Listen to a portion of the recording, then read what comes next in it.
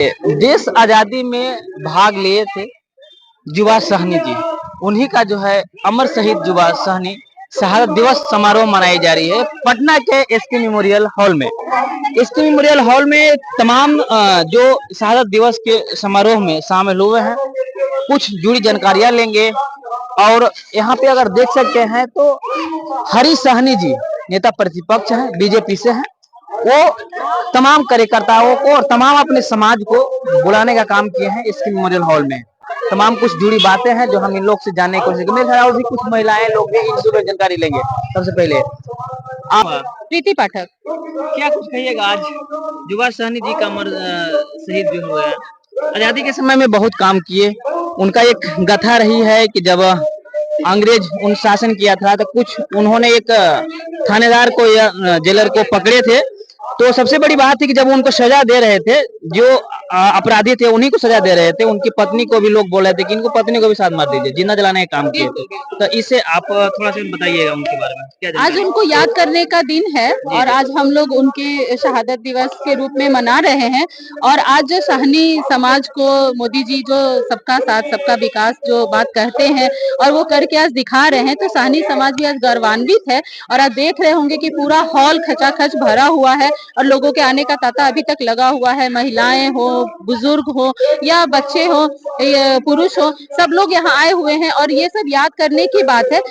उनका जो किया हुआ जो कर्म हमारा जो बोला जाता है महाभारत में, या हम लोग अपने कर्म से जाने जाते हैं, तो उसी में हमारे युवा सहनी जी को भी आज हम लोग उनके कर्म के द्वारा याद किया और उनके पद चिन्हों पे चलने का हम सभी प्रयास करेंगे।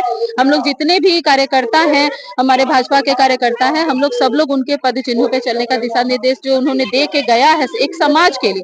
सामाजिक व्यक्ति तो हम लोग हैं, लेकिन समाज में हमें किस तरीके से विरोध करना चाहिए, गलत का साथ नहीं देना चाहिए, सच्चाई के साथ रहते हुए और अपना काम करते रहना चाहिए, यही उनका उपदेश था। हम लोग यही मानते हैं और उनके दिशा निर्देश पे चलते हुए अपने राष्ट्र धर्म को सहनी जी को अगर मुकेश सहनी की अगर हम बात कर ले, हरी सहनी जी तो हो गए लेकिन मुकेश सहनी जी की बात कर रहे हैं तो एक अलग पार्टी चला रहे हैं। पिछले साल देखा जाए तो थे मंत्री, भले कुछ अनबन चला तो अलग हो गए। अब फिर कैसे लगाया जा रहा है कि एनडीए के साथ हो सकते हैं, तो इसे आप कैसे देखते हैं?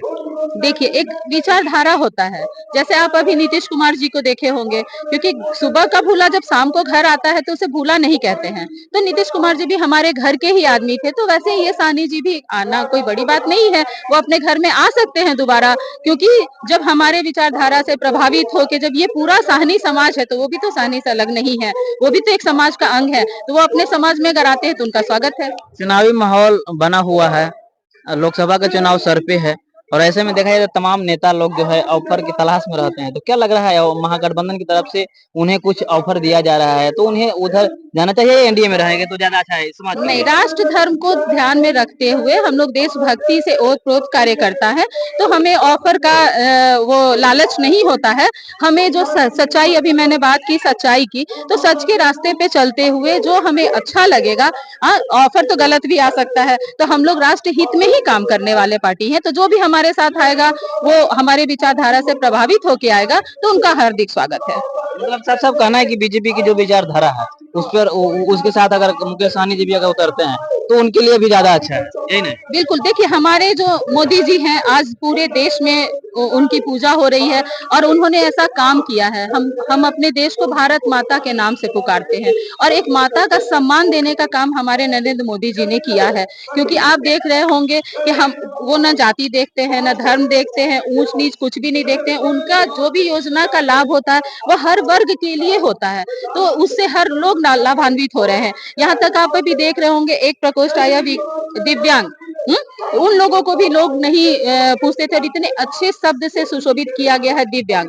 उसी तरीके से हमारे किन्नर समाज के जो भाई बंधु हैं, जितने भी लोग हैं, वो उपेक्षित रहते थे, तो आज उनको भी सम्मान देने का काम हमारे नरेंद्र मोदी जी ने किया है। तो फिर लोग प्रभावित तो होंगे ही। आज जब वो विदेश में जाते हैं और जब बड़े बड़े नेता लोग, जो कभी विदेश में घुसने नहीं दिया जाता था, हमारे प्रधानमंत्री जी जो चुप रहते थे और आज हमारे मोदी जी को जब नतमस्तक होके जब पैर छुआ जाता है तो आप सोचिए कि हम लोग को कितना गर्व महसूस होता है। तो इसलिए हमारे पार्टी से तो सब लोग वो प्रभावित होके और हमारे साथ आएंगे और ये आप एक दिन देखिएगा कि हम राम राज्य, ये मैं चर्चा थोड़ा करना चाहूंगी कि राम राज्य में जो हम लोग एकजुट होके एक साथ रहने की जो कल्पना करते हैं कि राम राज्य कैसा होगा, तो वो आज देखने को मिल रहा है क्योंकि सभी समाज के लोग हम लोग सभी एकजुट होके एक साथ, जब भी हम लोग पूरे देशवासी अलग अलग भाषा बोलते हैं लेकिन जब जय श्री राम बोलते हैं तो उसमें भाषा नहीं है कि किस भाषा में जय श्री राम बोला जा रहा है, सामने वाले भी जय श्री राम बोलते हैं तो हमें अपनापन का बोध होता है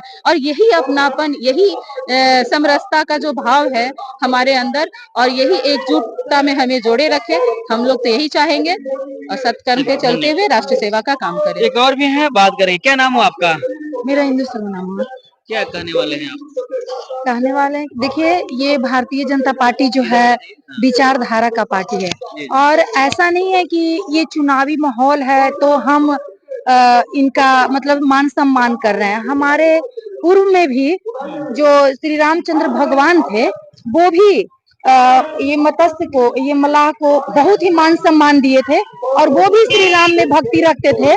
और आपको पता है कि रामायण में केवट जो रामचंद्र का जो पैर पखारे थे, तो ये पूर्व काल से ही ये होते आ रहा है। हमारा जो ये है जो धर्म संस्कृति में भी सभी लोगों को मान सम्मान दिया गया है। और आज का ये जो कार्यक्रम है अमर शहीद जुब्बा साहनी जी का, तो उनमें भी पहले से ही जैसे महिलाओं का सम्मान होता है तो वो उनका विचार था महिलाओं को सम्मान दो, तभी तो वो महिला को बचाने का कोशिश किए। और ये जो मोदी जी हैं तो 21वीं सदी उज्जवल भविष्य जो आ गया है, अभी राम राज्य का स्थापना अब होने वाला है। तो ये 21वीं सदी में 4 चीजें जो है सो होने वाला है। धर्म का जय हो, अधर्म का नाश हो, सद्भावना की भाव आ गई है और फिर राम राज्य का स्थापना होने वाले हैं। तो फिर अब की बार 400 नहीं, हम तो कह रहे हैं 500 पार मोदी सरकार अब की